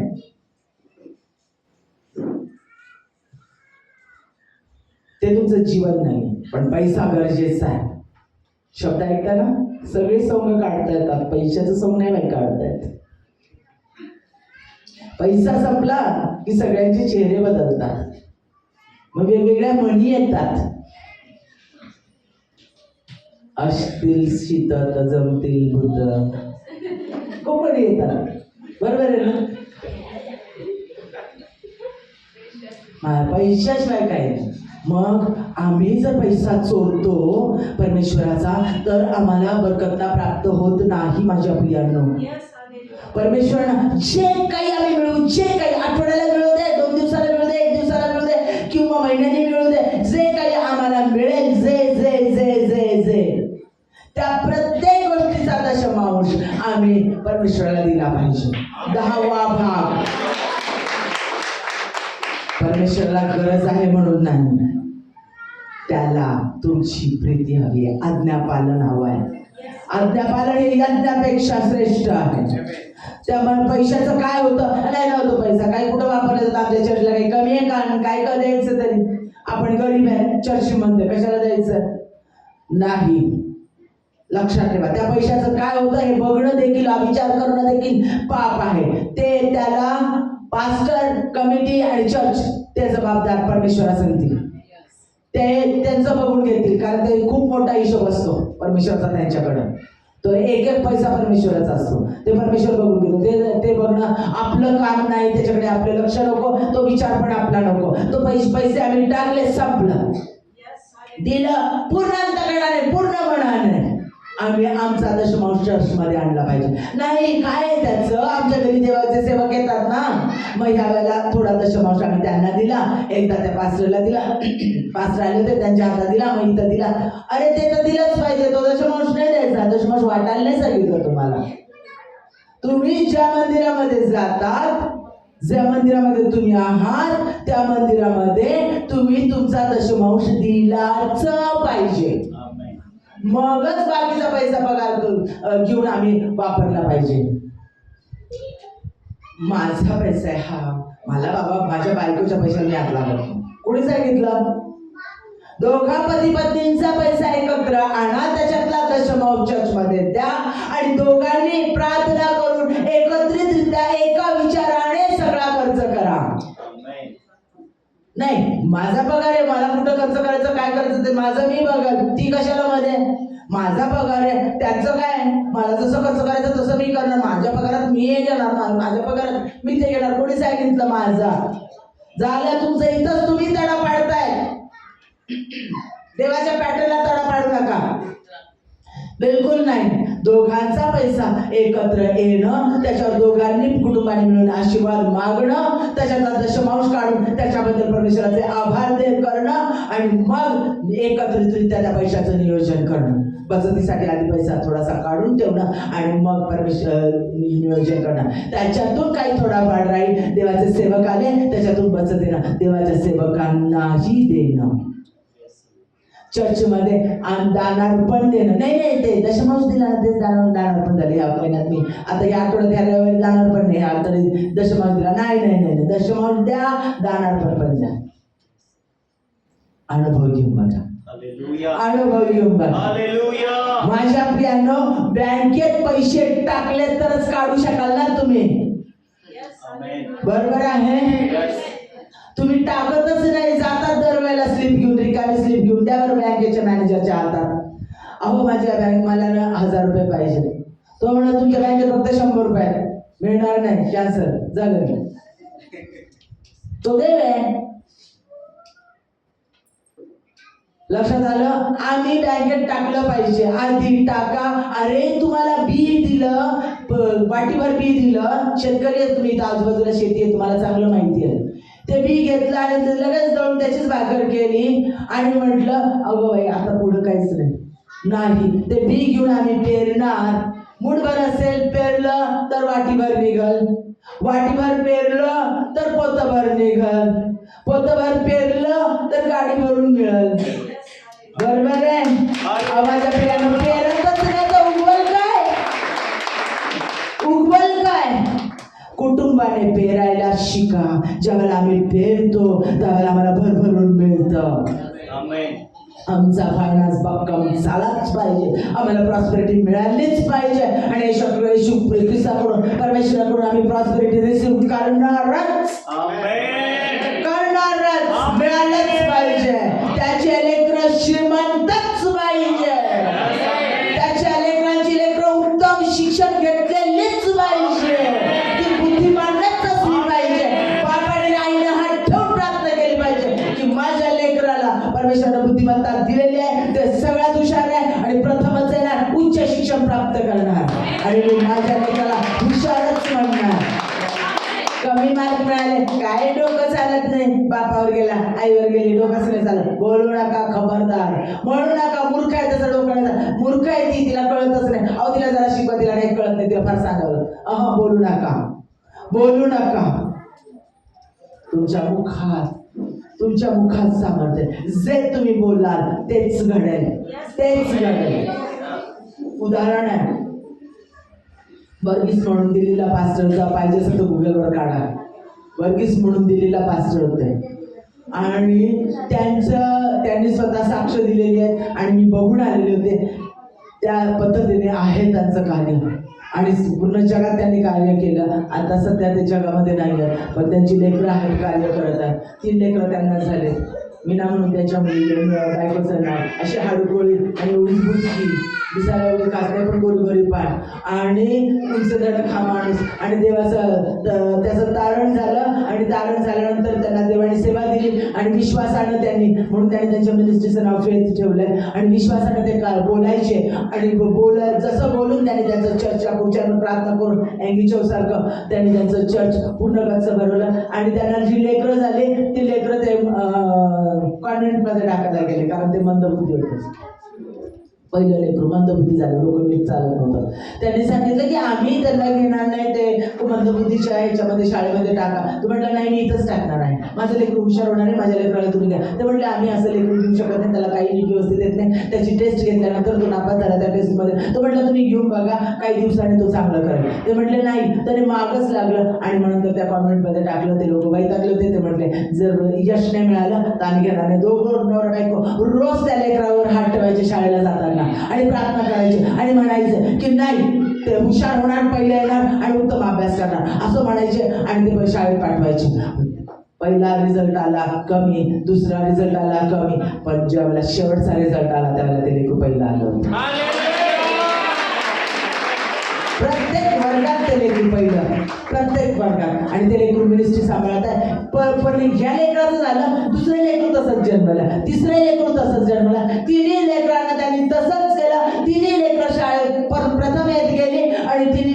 त्यांची मिनिस्ट्री आणि त्यांचा कारभार सांभाळतात. प्रचंड पैसा आणि फार मोठी मिनिस्ट्री आहे. त्यांचे स्वतःचे मॅगझिन पण आहे. ते पूर्ण जगात आहेत, अनेक भाषांमधून आहे. जर 16 का 17 भाषांमधून आहे.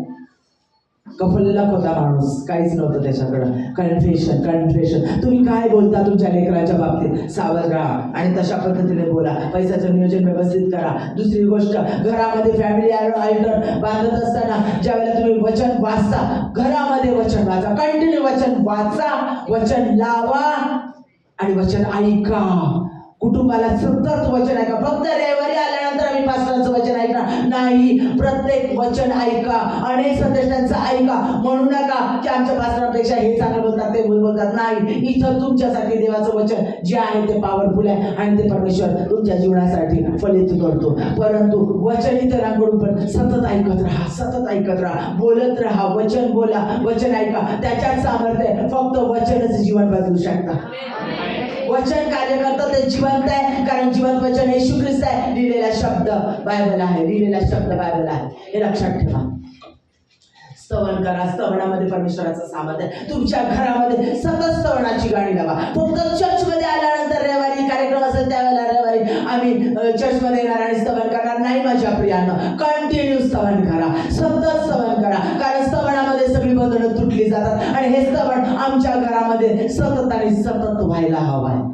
सतत आम्ही घरामध्ये स्तवन करू. घरात नाचून गाऊन उड्या मारून ज्यावेळेला आम्ही स्तवन करू त्यावेळेला देवाचा अग्नी उतरून येतो. ते तुमचं चर्च आहे. आणि मग येताना या ठिकाणी चर्चमध्ये तुम्ही देवाचं सामर्थ्य घेऊन याल. तुम्ही याल तर तुमचं परमेश्वराचा प्रकाश तुमच्या मुखावर चमकत असणार आहे. याल तर सगळेजण तुमच्याकडे ओढले जाणार आहे आणि प्रत्येकाला ते सामर्थ्य जाणवेल. आणि मग बघा चर्चमध्ये कसा परमेश्वराचा अग्नी उतरून येतो. निरंतर प्रार्थना करा, सतत प्रार्थना करा. परमेश्वराने सांगितलं आणि त्या प्रार्थना कुटुंबामध्ये झाल्या पाहिजे. सतत आणि सतत. माझी स्वतःची वैयक्तिक प्रार्थना, पती पत्नीची एकत्र प्रार्थना, कुटुंबाची सगळ्यांची एकत्र प्रार्थना. प्रत्येक वेळेला प्रॉब्लेम आला की प्रार्थना, प्रत्येक गोष्टीसाठी प्रार्थना. बाहेर जाणार आहे त्याच्यासाठी प्रार्थना. ह्या मी ज्या व्यक्तीचं श्रीमंत करोडपतीचं उदाहरण तुम्हाला सांगितलंय, ते एवढे श्रीमंत होते आणि काही जास्त प्रॉब्लेम नसताना देखील घरातून बाहेर निघताना गाडी कुठं पार्क करायची ते पार्किंग प्लेस आम्हाला मिळवून दे याच्यासाठी देखील ते प्रार्थना करायची.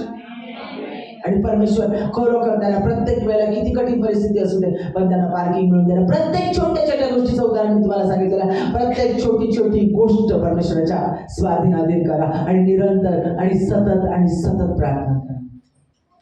खूप गरजेचं आहे. परमेश्वराच्या सेवकाचा सन्मान करा.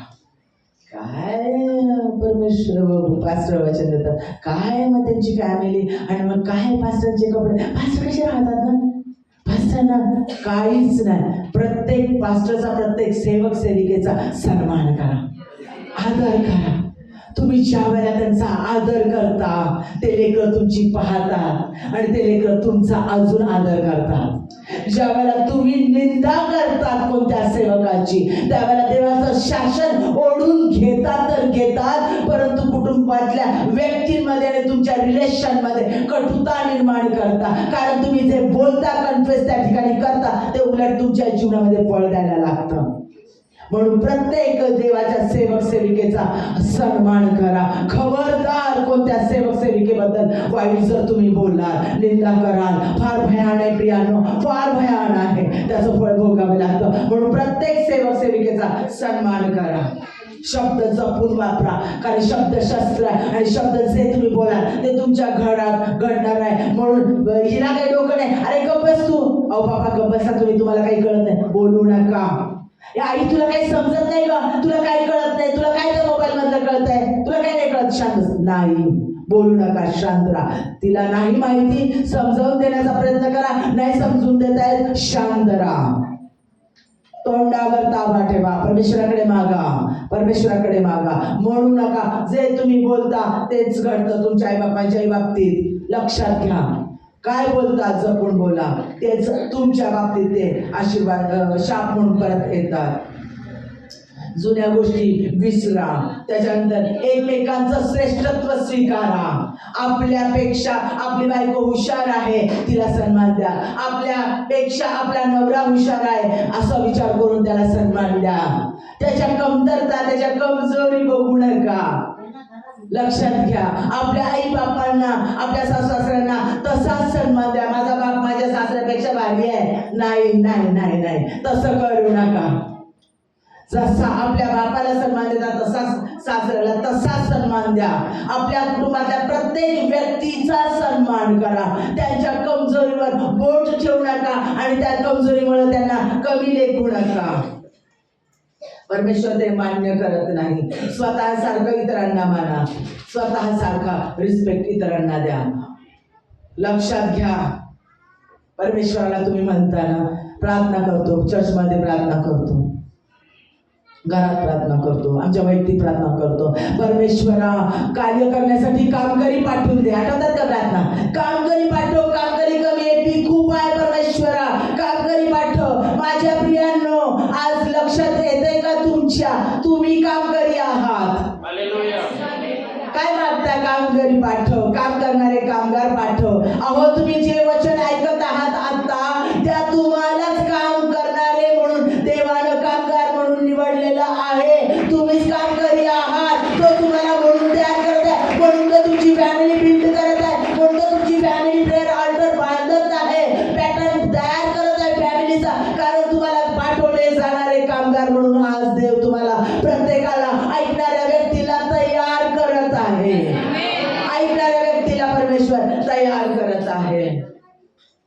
म्हणून लक्षात ठेवा, आपले लेकरं जी आहेत त्या लेकरांच्या समोर जपून. मला 3 वचन मी वाचते, काही वेळ झालेला आहे. नीतिसूत्राचा 22वा अध्याय 6वं वचन, मुलांच्या स्थितीस अनुरूप असे शिक्षण त्याला दे, म्हणजे वृद्धापनातही ते त्यापासून परावृत्त होणार नाही. दुसरं म्हणजे निर्गमनाचा 20वा अध्याय 12वं वचन, आपल्या आई बापाचा मान राख, म्हणजे जो देश तुझा देव परमेश्वर तुला देत आहे त्यात तू चिरकाल राहील. तुम्हाला सगळ्या आशीर्वाद तेव्हाच मिळतील. आणि कलसियाचा 3रा अध्याय 20वा वचन, मुलांना तुम्ही सर्व गोष्टी आपल्या आई बाबांचा आज्ञा पाळा, हे प्रभूला संतोषकारक आहे. माझ्या प्रियांनो, तुमच्या मुलांना तुम्हाला घडवायचंय, कारण ते मुलं तुमची प्रॉपर्टी जरी म्हणून देवाने दिली, धन म्हणून जरी दिलेलं, तर ते परमेश्वराचे कामकरी आहेत. देवाचे सेवक आणि सेविका तुम्ही तयार करत आहात. म्हणून त्याच्यासमोर तुम्ही काय बोलता, काय वागता, जपून जपून जपून. तुमचं प्रत्येक हालचाल, प्रत्येक तुमचं वागणं, सगळ्या गोष्टी ते पाहतात. तुम्ही जे वागाल, जे कराल, तेच ते करणार आहेत. तुम्हाला देवाचे काम करी तयार करायचे आहे. तुमच्या मुलांचा रिस्पेक्ट करा. देवाचा सेवक मी घडवत आहे. देवाने माझ्या उदरी त्याचा सेवक दिलाय, देवाने त्याची सेविका माझ्या उदरी दिलेली आहे. त्याच दृष्टीने त्याचे सेवक सेविका म्हणून मी त्यांना घडवत आहे. अशा आदरयुक्त भावनेने त्यांची सेवा करा, त्यांच्यावर प्रेम करा आणि परमेश्वराच्या वचनात, परमेश्वराच्या भयात, त्याच्या ज्ञानात, त्याच्या सामर्थ्यात त्यांची वाढ करा. ते तुमचं काम आहे. देवाचा तो बिझनेस आहे. देवाने ते काम तुमच्या हातात दिलेलं आहे. ते मनापासून करा. गुडघ्यावर येऊया, आपले डोळे बंद करूया आणि परमेश्वराच्या हातामध्ये समर्पित होऊया. हालेलुया. ओ यरबा शंदरबा, ओ यरबारा यरबा, ओ यरबा शंदरबा, ओ यल्ला दिनना यन्नरबा. प्रत्येकाची भेट घेतलेली आहे त्याने, प्रत्येकाशी तो बोललेला आहे. ज्याला ज्याला गुडघ्यावर येत आहे, आज क्लेम करा. त्याला तुमची भेट घेतली, तो तुम्हाला बदलते, तुमच्या कुटुंबाला बदलवत आहे, बदलवत आहे, बदलवत आहे.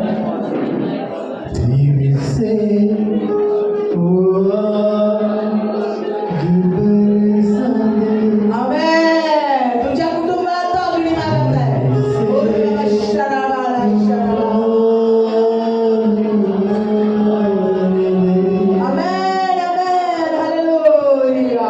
आज अग्नीचं सामर्थ्य घेऊन जाणार आहात.